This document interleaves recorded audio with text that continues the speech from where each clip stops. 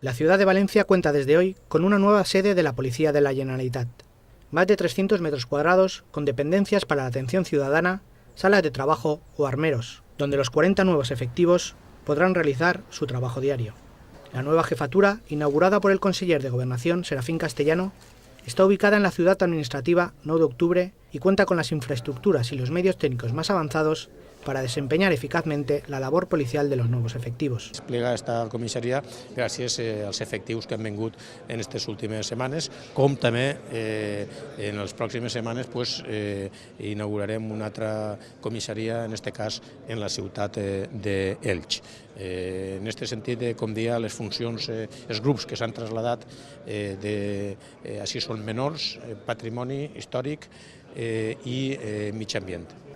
Castellano ha resaltado también el aumento de las actuaciones durante el primer trimestre del año en un 37% respecto al 2012, alcanzando más de 60.000 actuaciones, lo que supone una gran satisfacción y muestra el compromiso y entrega por parte de los agentes. Por su parte, con la incorporación de los 35 policías que hoy se suman a esta nueva jefatura, se espera mantener el nivel de expectativas y el compromiso con todos los ciudadanos.